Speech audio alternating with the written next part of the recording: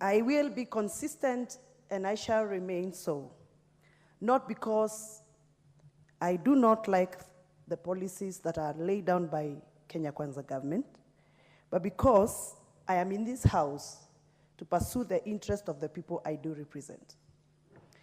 And the people I do represent are people who have priorities, and the people that I do represent are people who understand the mathematics of making money from the farms and making their livelihoods better. Mr. Speaker, the spirit behind this bill was to dignify the way we live, was to make housing affordable, and make housing accessible, in line with the Kenyan Constitution, Article 43.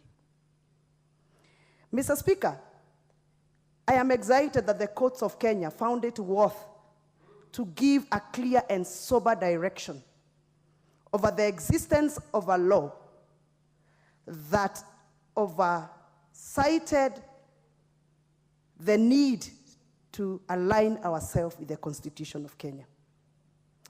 Mr. Speaker, when I speak about dignity, you can only be dignified if you are living in a house that the community where you live in appreciate as a home. A home where your in-laws can come in, can enjoy a cup of tea, can enjoy a cup of musik, can enjoy a cup of uji, and get an opportunity to enjoy sunlight. I do not expect that this block of flats that we are proposing we are going to construct in our homesteads are going to dignify our community lives. In fact, they are going to defranchise the cultural setups in our backyard. I cannot imagine my mother-in-law coming to my house in a 6th floor block and live opposite another neighbor who doesn't speak her vernacular and expect her to feel comfortable in such a setting if really you want to dignify me and dignify my people. We cannot come here to purport that we are dignifying people, and we are removing them from their cultural setup, away from what they can access for their cultural dignity, to bring them to a contemporary, modern understanding of what dignity is all about. Mr. Speaker, when I speak about dignity, I will be very excited as a member of parliament, specifically as a woman leader who has served in Kiambu County, and I understand Kiambu County very well. I will be excited if I could hear that we are dignified the people of Ruaboli slums in Kikuyu constituency, where majority leader comes from. I will be very happy to hear that we are giving all the people who live in Ruaboli slums, Kiambori slums. Thank you, majority leader. I would be very happy to hear that the people who are living in Kiambori slums, all of them are going to be dignified, and they're going to be given these houses in the most affordable way for them, remembering that most of them living in the slums have no constant income. They are not employed. I'll be very excited if these houses are going to be given to the people who are living in Thika constituency in a Geshagi known as Geshagi Kia Madharau, meaning it is a village of indignified life. I will be very happy if these houses are dignifying those people.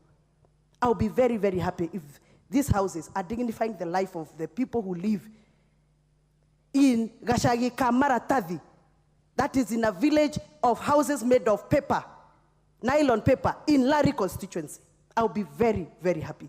But looking at what has been done in the past, when this house tax and levies were introduced in this house, the houses that are being constructed, for example, the ones that have been constructed in Roilo, there is nobody from Gasogi Kamadharau can afford those houses. The deposit they are in, 400,000 per house, they cannot afford. So what dignity are we talking about here? Who are we dignifying? Mr. Speaker, when we speak about accessibility, we are only constructing these houses in the urban areas. How accessible are these houses going to be to the people who live in extreme corner of my constituency, for example, the people who live in Madhaja village in Gedega constituency of Githunguri County, sub-county? If we actually do the houses in Githunguri town, for example, how accessible are we going to align ourselves within the constitution because this is the spirit of the Constitution. That is why I am opposing this bill. Actually, this bill, according to me, should not be called the Affordable Housing Bill 2023. It should actually, if we really are serious, we should call it the Affordable and Social Housing Bill 2023. And the social means accommodating those people living in the nylon papers houses, like I have explained, because that is the spirit of the Constitution. So I am happy because I have put in amendments. I hope those amendments are going to be considered on the floor of this House so that my contributions and my thoughts and other people's thoughts who are thinking like I am thinking can be put in place. Mr. Speaker, when I speak about affordability, I do not think that the concept of stone and cement is what is affordable to my voters. I do not think that the concept of cement and stones and concrete is what is affordable to somebody in Turkana. Why can't we then, if you are calling them affordable, use the most affordable materials that are available in the villages? Why must you force me to adopt your concept of concrete and stones and cement, and that is not affordable to me? That is affordable to you because of your income levels. It is not affordable to me. To the people of Turkana who are used to making their houses using wood cut from the trees and the cow dung to smear the houses and look beautiful, to them that is what they can afford in their backyard. Why are you going to introduce the concrete and stones in Turkana and they are not affordable there? By the way, stones and cement are only affordable in Nairobi and Kiambu County, where we have quarries. You go to the coastal part of region, in the coastal region, there are no stones. Why are they designing for houses to use stones from Darugo quarries in Kiambu County? And trucks have to leave Thika or Roiro to go all the way to deliver stones in Kwale County, for example. Isn't this a business model for some people? So that is why I am opposing this bill. I have put my amendments on the floor. I hope they are going to be considered. One minute, Honorable Wamuchomba. What's out of order, Honorable? Bye.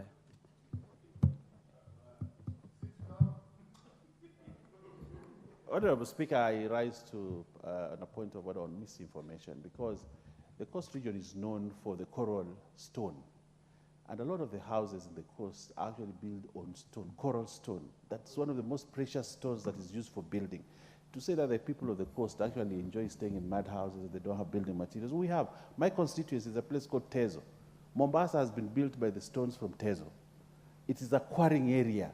Better stones than those are thicker. Kwale itself has one of the best coral reef with the best coral stones. So what's out of order? Wamuchomba is a very well-informed person, but she should not distort facts. Okay. She should not distort facts and misinform people. We have very good building stones. And our houses, almost every house in Kilifi now is built. Thank you, the Honorable Baya. I think the Honorable Member is guided. Mr. Speaker, I think the Honorable, my friend, wanted to inform me, but he did not request me for permission to be informed because I don't think I was out of order. So next time, don't misuse the standing orders. Mr. Speaker, as I conclude, allow me to address the issue of land. I still would want to understand that this bill, because I've read it, it has not addressed how the government of Kenya is taking up public land. The legal framework around taking over pieces of land in our backyards is something that's still not addressed by this bill. No wonder I am not supporting it.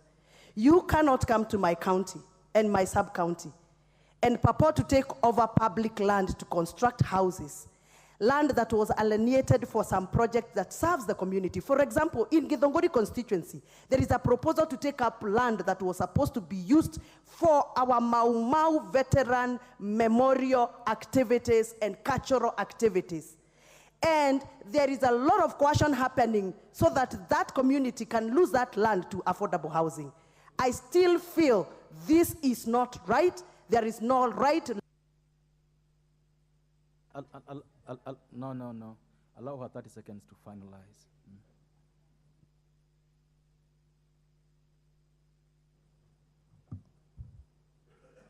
Thank you. Thank you for your consideration, Mr. Speaker. I still feel that there is no right inclusion of the legal approach on how the government, through this affordable social housing bill, is going to take over land that is supposed to be community land. And therefore, I oppose this bill, and I have put my amendment to see whether my concerns and the concerns of the people I represent have been captured in this bill. Thank you.